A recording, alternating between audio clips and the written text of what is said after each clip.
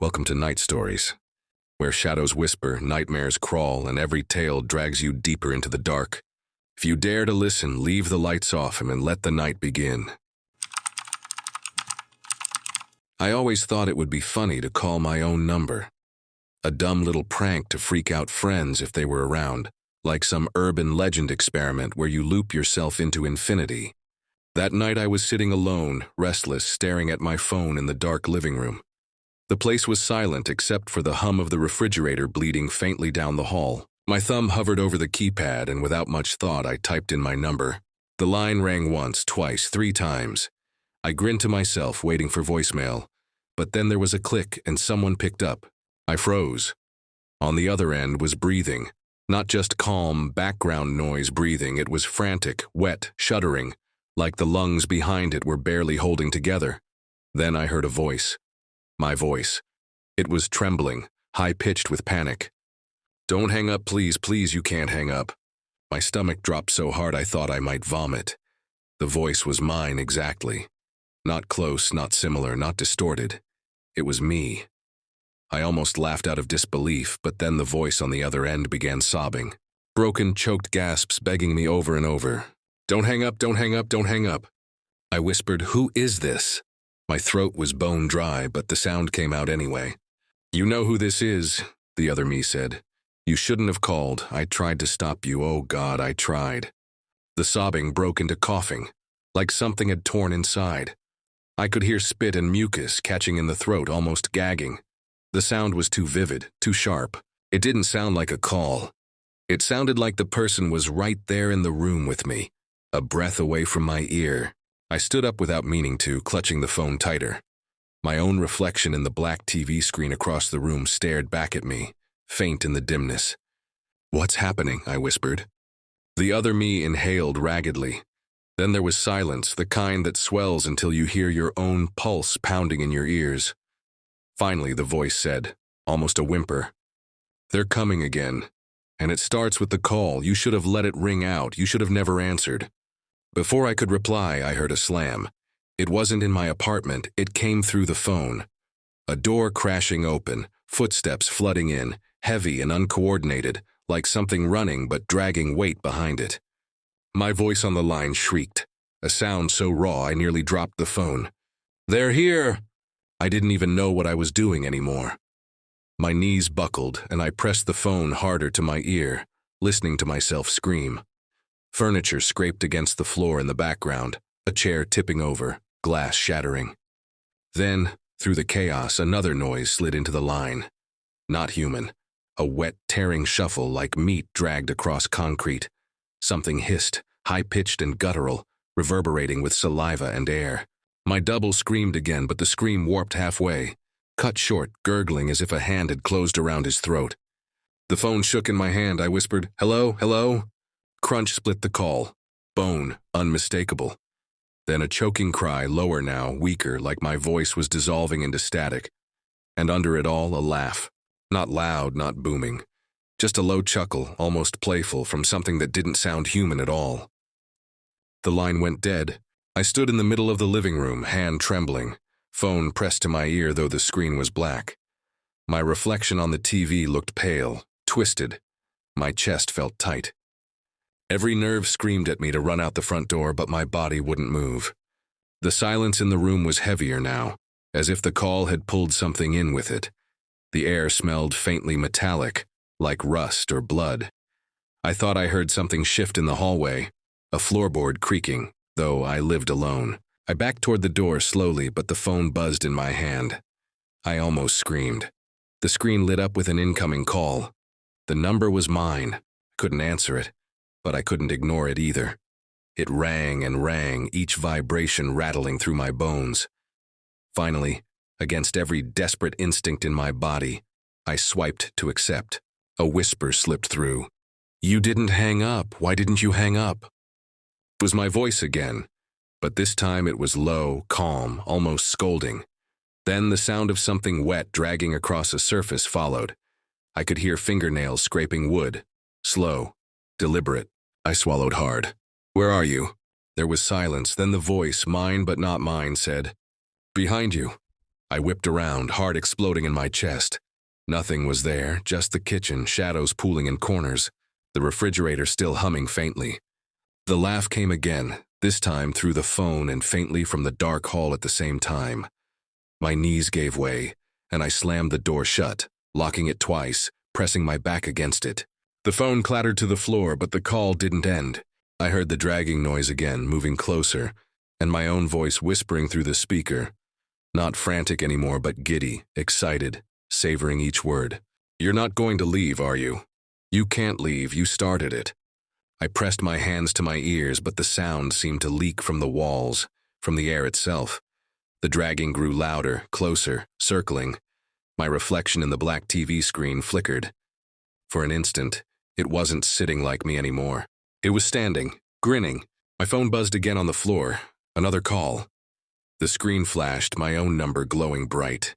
And though I swore I wouldn't, I reached for it. "Want to request a story?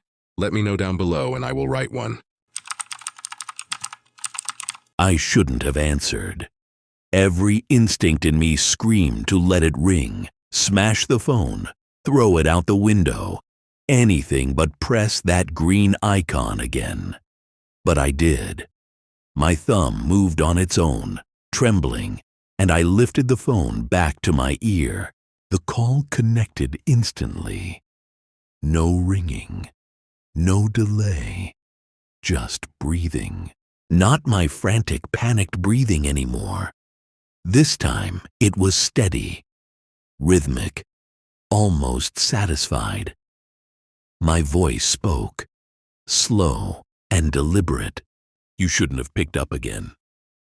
The words didn't come through the phone alone. They came from the hallway too. Low, muffled, but undeniably there. The walls vibrated with it. My stomach flipped, and bile rose in my throat. I staggered back, clutching the phone like it was glued to my hand. The air shifted. The apartment felt smaller. The shadows heavier, like something had pressed its weight onto the roof and was squeezing the space tighter. My own voice chuckled softly in my ear, breath hissing with saliva. "Do you know what happens next?" I couldn't speak. My jaw hung slack, my chest spasming with shallow gasps. "There's a reason I begged you not to hang up before. There's a reason I cried. You'll understand soon." Something scraped in the hall, dragging along the floor. Nails, claws, metal. I couldn't tell. The sound stretched, slow and deliberate, like whatever made it wanted me to listen. My eyes darted toward the shadows spilling out of the hallway, too dark, too dense, as though they were swallowing the faint light from the kitchen. I whispered, "What are you?" The laugh came again. Louder this time, wet and guttural. My voice, but twisted, distorted, as though something inside my throat was tearing while I spoke. "I'm you. I've always been you." The line cracked with static, but beneath it, I could hear another sound. A body being dragged. Flesh against wood. Bones knocking against the floorboards. The weight of it thudded closer. Closer. I bolted for the kitchen, heart hammering, gripping the phone so tight my knuckles split white. I wanted a knife, something sharp, something real. My feet slapped the floor, but behind me came a heavier rhythm, like something crawling fast, pulling itself along with broken limbs. I yanked open a drawer, snatched the first knife my fingers touched, and spun around. My chest caved inward when I saw it. There was nothing in the hallway, just dark. But the dark seemed thicker, trembling faintly, as though it was breathing. On the phone, my voice whispered again, closer than ever. Do you really think that will help you? Put it down. You're only hurting yourself. The words made my grip falter. For a split second, I saw the reflection of my own pale face in the knife steel. But it didn't look scared. It looked hungry, grinning, eyes bulging with black veins. I dropped the knife with a cry.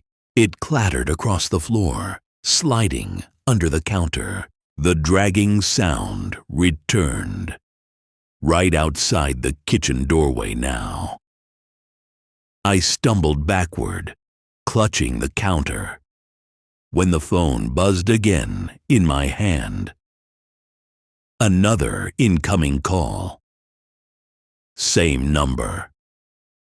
Mine. The current call didn't even disconnect. Both screens glowed at once. Two versions of my number blinking, demanding. My pulse roared in my ears. Against everything sane in me, I swiped. Now, two voices bled through, both mine. One sobbing hysterically, begging again. Please, please hang up. Hang up before it's too late. The other calm, cruel, laughing low. Don't listen to him. He already lost. He's what you become. I dropped the phone. It hit the tile and cracked, screen splintering like a spider web.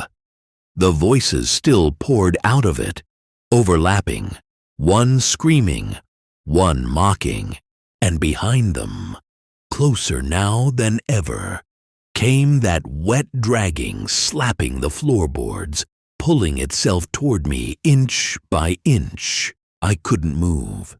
My body locked, my skin buzzing with electric terror, my eyes fixated on the doorway.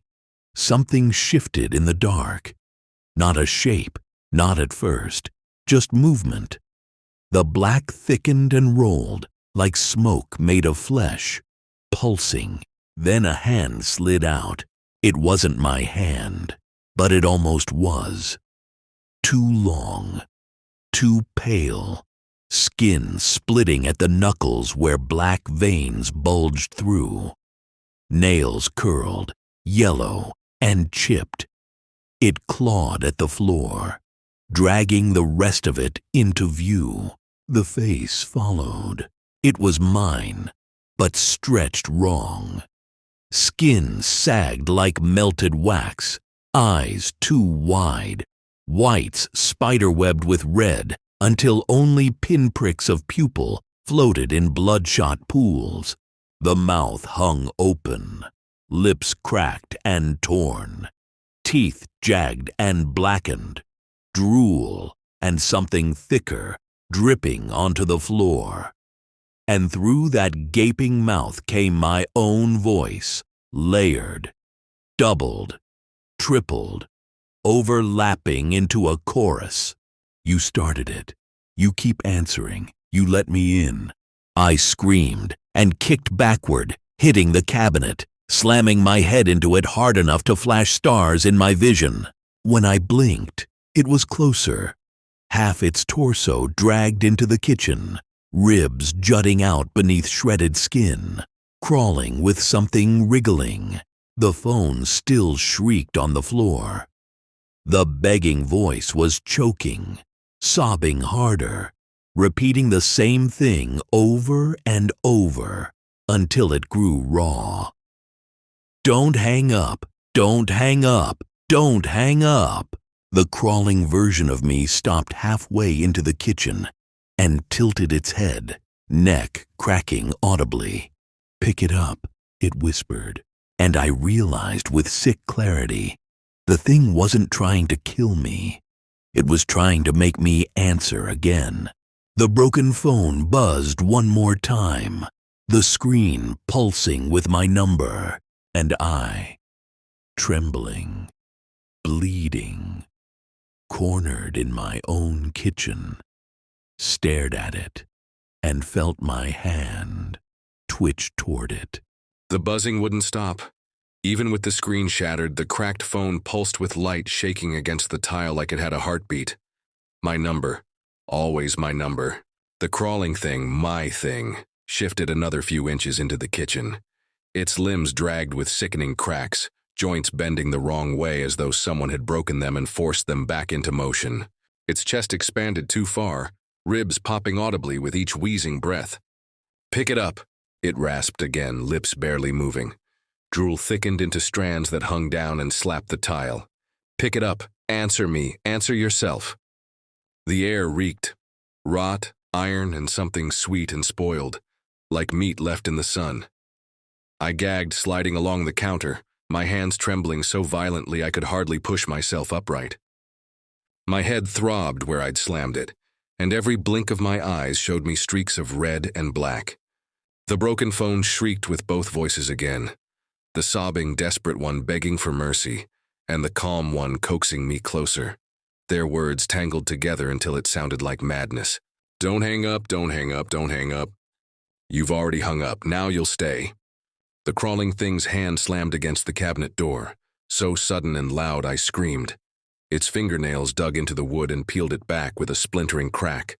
The sound was unbearable, like teeth grinding glass. Couldn't move. My muscles locked, shaking, but my hand twitched down toward the phone. Something deep inside me, primal and sick, wanted to obey, to touch it, to hear what came next. Then the thing lifted its head fully. My face split and ruined, but still recognizably mine. Its mouth opened far too wide, tearing at the corners, and from inside its throat something pushed forward. At first it looked like a tongue. Then it wasn't. A hand. A second hand, pale and writhing, stretching out of its throat, clawing at the tile. Another me trying to crawl out of the mouth of the first. The sight snapped something in my brain. I lurched forward, kicked the phone across the room. It clattered under the kitchen table, voices muffled but still screaming, still crying, still laughing. The crawling double shrieked, a horrible layered sound. My voice twisted into 3 pitches at once. It slammed its head against the floor over and over, cracking tiles, blood and spit spraying. The hand in its mouth clawed further out, wrist snapping into view, bones bending like rope. I grabbed the counter for leverage and ripped open the drawer again, fingers scrambling until they found another knife. Bigger this time. My knuckles were slick with sweat, but I gripped it anyway, holding it out in front of me like it could keep me alive. The thing stopped thrashing. Slowly, it twisted its head to look at the knife, then at me. Its grin stretched wider, split lips tearing until the jaw nearly unhinged. "You'll only cut yourself," it whispered. I lunged anyway, screaming with everything in me. The blade sank into its chest with a wet crunch. For a split second, relief hit. Then I realized it wasn't blood that sprayed out. It was black liquid, thick as tar, bubbling and reeking of sulfur. It splattered my arms, burning my skin like acid. I shrieked, dropping the knife as blisters flared instantly. The crawling double seized me by the wrist with inhuman strength. Its hand was ice cold, fingers digging into the bone, veins bulging up its arm. It yanked me down so fast my teeth cracked against each other. I was inches from its face now, staring into my own eyes, though they weren't mine anymore. They swirled with black, tiny pinpricks of light dancing inside like stars in a void. "Answer," it breathed. Behind me, the phone began ringing again. Not buzzing, ringing, loud, shrill. Every note vibrating through the kitchen like it was inside the walls, inside my skull. My number flashing through the cracks in the broken screen, over and over. The second me was still clawing its way out of the first's throat, its head bulging forward, pressing through torn flesh. I could see its eye, bloodshot and wide, staring at me from inside my own mouth. I thrashed, slamming my knee into its chest. Bones snapped under the impact, but it didn't let go. Its grip only tightened, skin splitting as its hand merged into mine, flesh knitting, pulling me closer. The pain was electric, searing up my arm, tendons popping. I screamed again, tried to tear free, but I couldn't. It was fusing us together. The phone rang louder, deafening. The broken voices shrieked, cried, laughed all at once. And beneath it, something else. Another voice, deeper, layered so low it shook the air. "You called, you answered, now stay." The second me's head forced through the first's throat with a sickening rip, spraying chunks of flesh and tar across the tiles. Its jaw opened wide, wider than anything human, and it leaned toward me, lips stretching to swallow. I could feel my own scream tearing my throat raw. And then the call ended. The ringing stopped, the voices cut. The crawling double froze, its grip slackening. Its head tilted sharply, almost confused. The second me hung half-emerged from its throat, twitching, dripping, but motionless. The silence that fell was worse than the noise. Heavy, choking. I ripped myself free and scrambled across the floor, skin on my arm hanging in strips where it had fused with me. The knife glinted where I'd dropped it, but I didn't dare grab it again. My eyes locked on the phone under the table. Its screen was dead black, and in that dead reflection I saw myself. But I was smiling. I kindly ask you to like and subscribe if you find my stories interesting. Let's continue now. The reflection in the black screen grinned at me. My lips in reality were cracked, trembling, my teeth grinding together as I panted like an animal. But in the glass, my other self was calm, perfect, smiling wide enough to split skin. I backed away, crawling on the slick tile, my blistered arm leaving streaks of blood and tar. The crawling thing was still frozen in the center of the kitchen. The half-born head still twitched in its throat, jaw hanging loose, but neither of them moved anymore. They only stared. Both sets of eyes on me, both sets my own. The silence pressed like a weight. My lungs burned for air, but it didn't feel like there was any left in the room. Then the phone lit up again, not buzzing, not ringing, just a cold glow. My number. Waiting. I whispered, "No, no more." The reflection in the phone shook its head slowly, still smiling. Its lips moved, though mine didn't. "You will." The crawling double twitched as if jolted awake and began dragging itself again. Not toward me this time, toward the phone. Its long fingers clawed across the floor, leaving smears of black sludge. The second face in its throat was writhing again, teeth gnashing, eyes bulging in bloodshot hunger. I scrambled up, kicking the chair out of my way. My arm screamed with agony as I grabbed the counter for balance. The room tilted sideways, my vision blurred. But I knew if the thing reached that phone first, it was over. I lunged. I slid on the tar, nearly falling, but I slapped my hand over the shattered phone just as the thing's nails scraped inches from my wrist. The moment my palm touched the glass, the call connected. No swipe, no answer. Just immediate connection. And I was the one on the other end. I heard myself sobbing, screaming, voice raw and shredded. "Please hang up. Please don't answer, don't answer, don't answer." But the sound wasn't coming through the phone anymore. It was coming out of my own mouth. My lips moved against my will, my throat ripping as the words poured out of me, desperate, unstoppable. My chest heaved as if something else was inside, forcing the breath. The crawling double lifted its ruined face, watching me with reverence like a child seeing its parent. It whispered, "Now you understand." The reflection on the dead screen twisted. It wasn't just smiling anymore. Its jaw had dropped open, black veins bursting across its cheeks, its eyes hollow pits. And it moved its lips again, though I didn't. "You are the call, you always were." The phone burned hot in my hand, the glass cracking further. My skin fused to it, sizzling as though it were molten. I screamed but couldn't let go. My voice, my own broken cries were still pleading from my throat. I realized with sick clarity, I wasn't hearing my future self or my double. I was hearing myself right now. My voice was both sides of the line. The crawling thing slammed its body against me, crushing me against the counter. Its face pressed close, jaw unhinged, teeth scraping my cheek. The second head in its throat gnashed and pushed, drooling hot black sludge down my neck. The phone screen exploded into light. I wasn't in the kitchen anymore. I wasn't anywhere I knew. Darkness stretched in every direction, endless, pressing down like a weight. But beneath me I could feel something soft, wet, pulsating, like standing on living flesh. The air stank of blood and iron, thick enough to taste, and in front of me were hundreds of phones, old and new, lined in the dark, glowing faintly. Every screen showed my face. Some were crying, some were laughing, Some were screaming until their throats tore open. They all stared at me. The crawling doubles were everywhere, dragging themselves between the glowing screens, faces ruined, limbs bending, pulling more versions of me out of their throats. An army of broken selves, and all of them chanting in my voice. You answered, you answered, you answered. The phones began to ring, one by one, deafening. A symphony of my number. The sound cracked through my skull, 1,000 overlapping tones, shaking me apart. I clutched my head and screamed, but the chant only grew louder. The crawling versions closed in, hands grabbing me, pulling me down into the pulsing ground.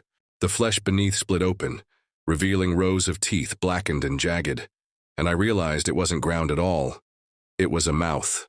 The phones all lit up in unison, blinding white. My own face leaned out of every glowing screen, reaching toward me with long fingers, smiling. And then I fell. My back hit the tile floor of my kitchen. The lights were on. The air smelled normal. The crawling double was gone. The phone lay still in my palm. Dead. Black. I thought I was free. I thought it was over. I pressed my hand against my burning arm, choking back sobs. Then the phone buzzed. Incoming call, my number. And my reflection in the screen wasn't crying anymore. It was smiling. Thank you for listening. Hope you didn't get too scared. If you want to listen more stories, check out my channel. Please leave a like and subscribe. It means the whole world to me.